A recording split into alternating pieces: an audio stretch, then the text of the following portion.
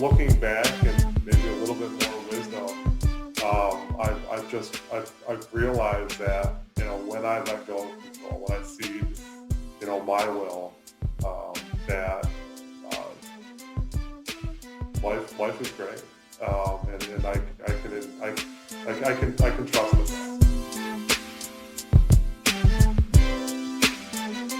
Welcome to Waking Up to Life with Rabbi Josh, a podcast built around conversations with people in our community who have found enlightenment in their lives.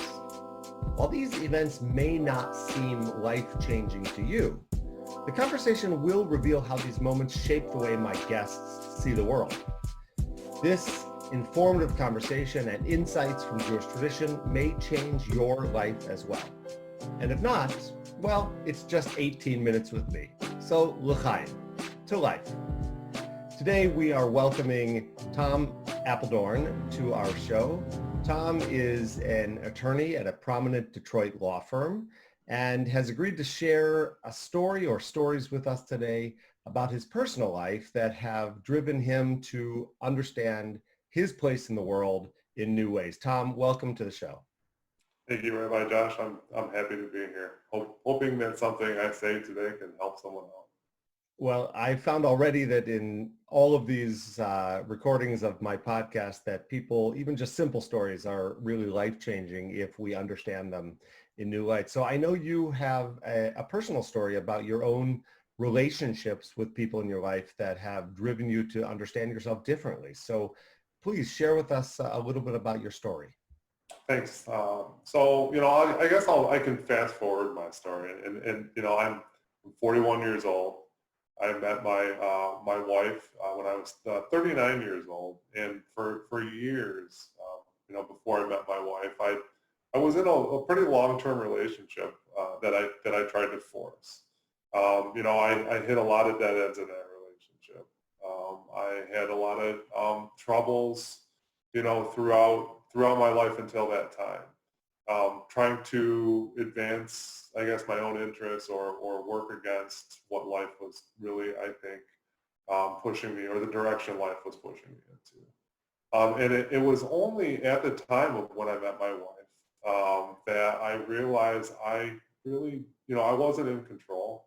I'm not in control, and that if I'm forcing something, or trying to exert too much control, it's probably not the path for me.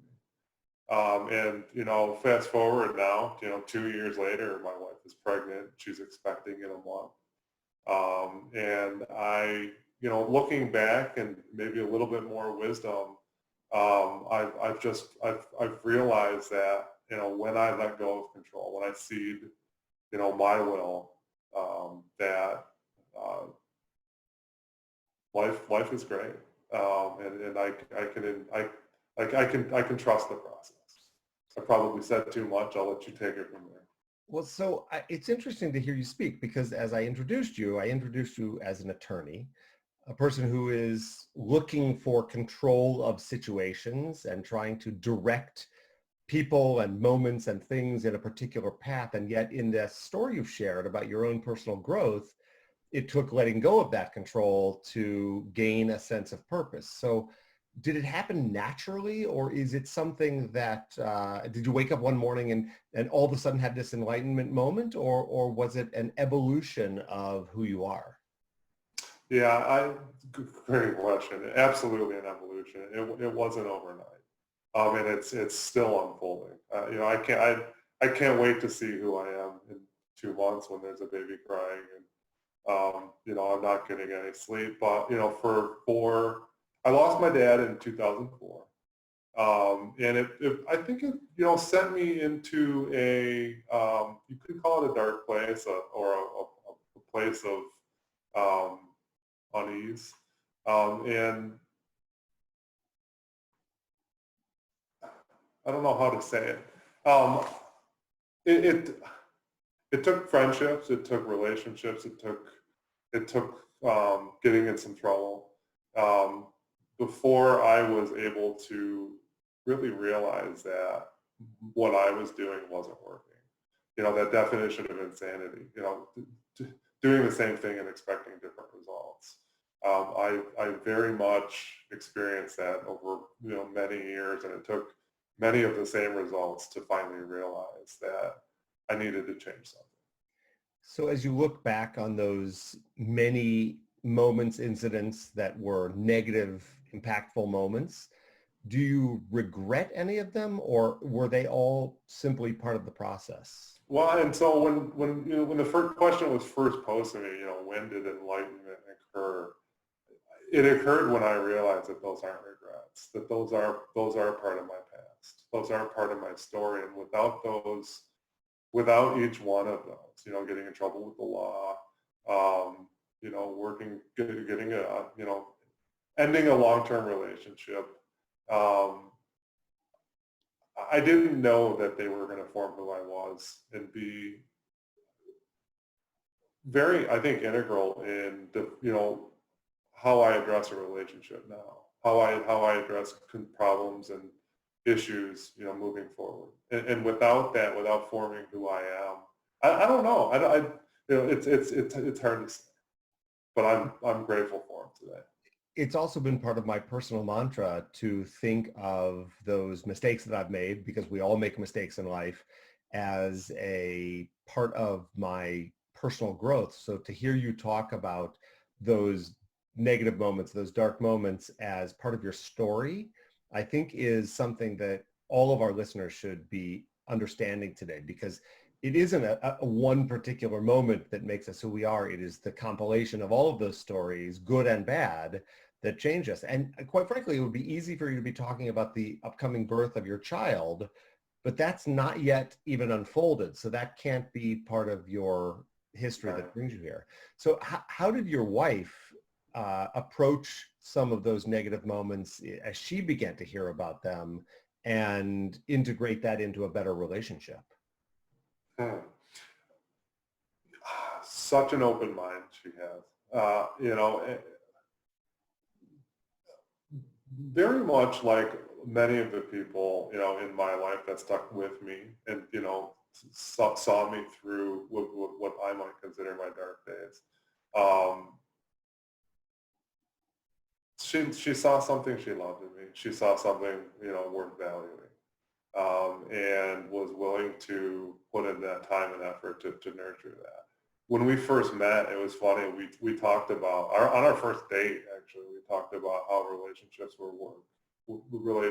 took work, and a year later, we remarked about how this one didn't seem like work at all. So again, an expectation that didn't really turn out to materialize, because as long as we're trusting the process and communicating, because I think communicating is really important. And understanding that we are each human, our relationship has just flourished. I don't know if that answers the question you asked me. It does, but it also leads to my next question, which is, how has this process affected your other areas of life, your career, your friendships? Because I hear you say that trusting the process led you to her and led you to a flourishing relationship that's really positive now.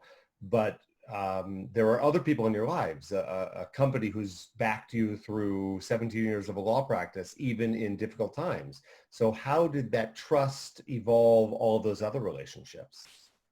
It evolves me. It evolves me in the way I approach things, in the way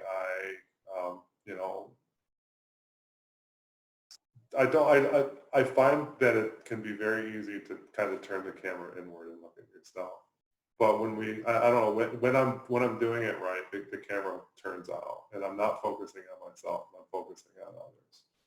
And that's something I really try to impart in my daily thinking and in my actions.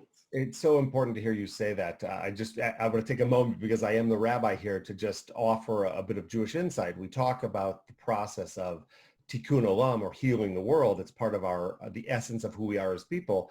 But to do that, it's not healing yourself, right? It's healing others, so that in the process of healing, you become healed.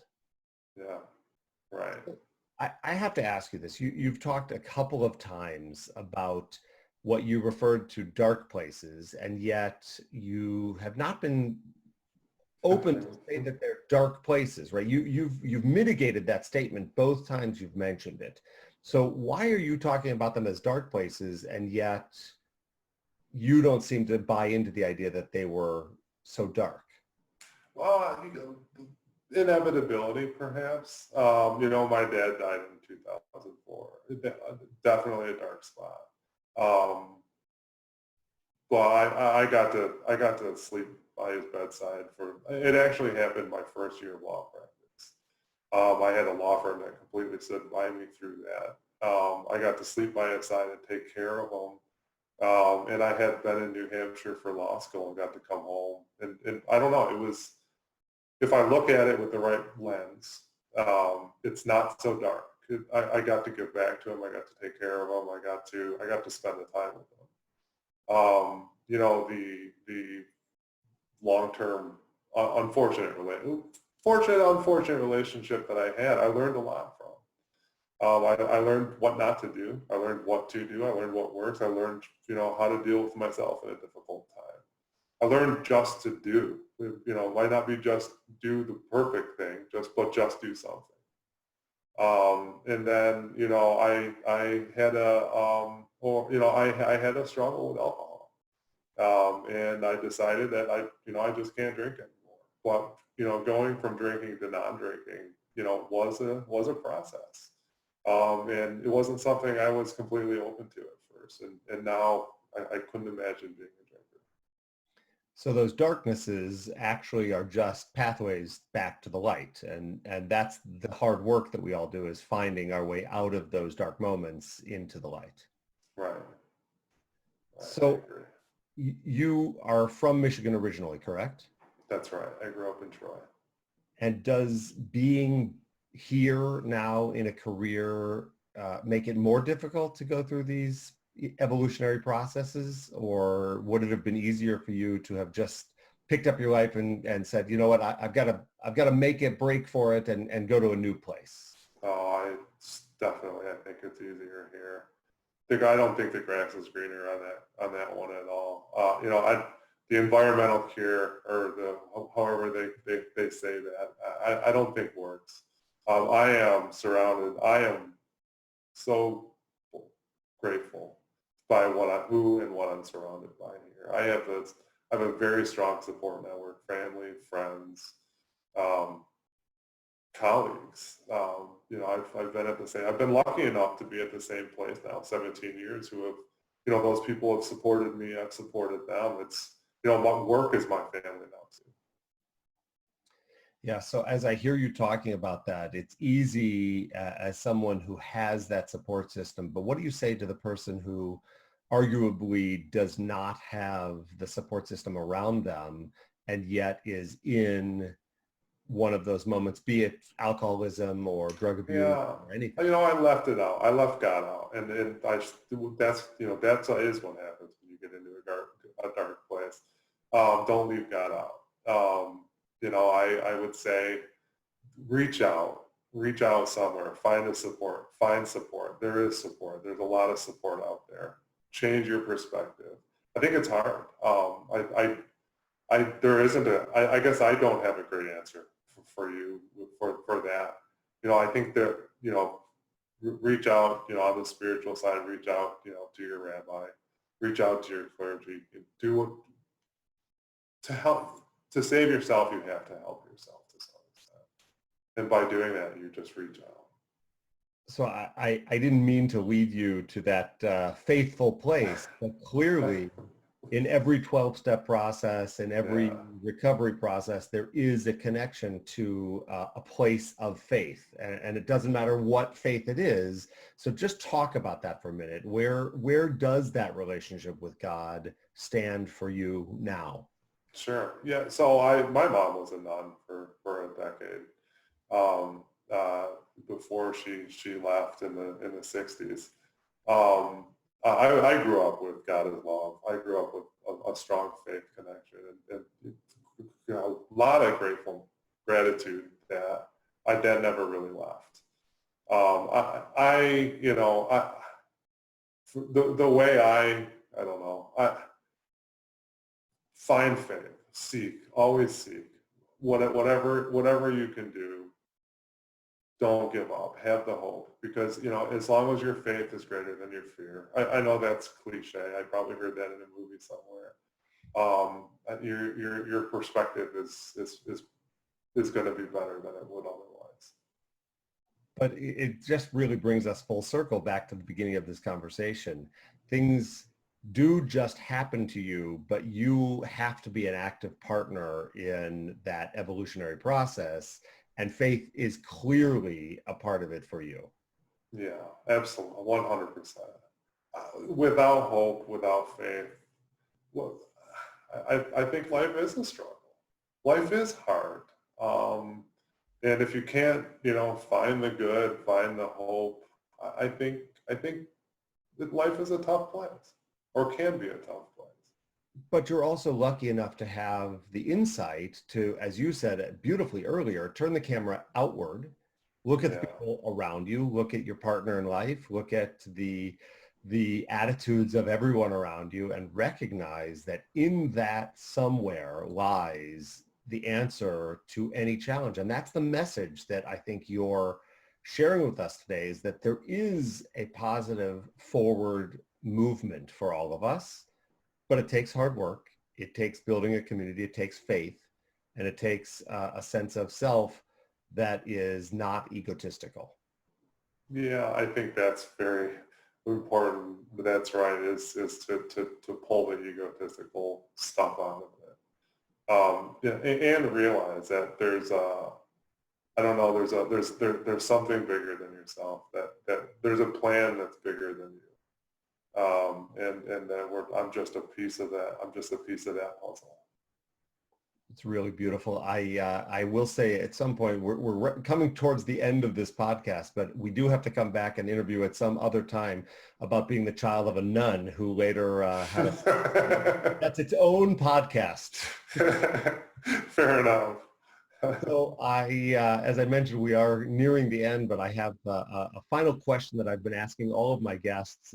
It's not necessarily related to the subject matter, but is there something that you have been reading recently, something that has maybe been your binge watching pleasure that has changed your life this summer, that has helped you see the world differently, that you would love to share? That's a difficult question. But I hate to answer it with no.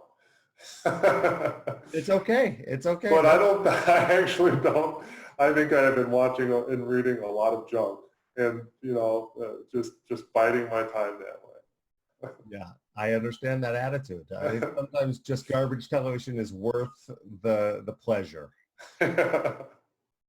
Well, I love it. It's really been a pleasure to get to know you today, and I'm excited that my assistant Ellie connected us and us share this moment together. I'm really looking forward to further conversations, and I really appreciate your insight as you have gone from darkness to light in your personal life. So thank you so much. Thank you, Rabbi. For all of us who are enjoying these podcasts, thank you for watching. Thank you for being with me for this episode of Waking Up to Life with Rabbi Josh. Looking forward to seeing you all in our upcoming episodes. And until then, l'chaim, to life.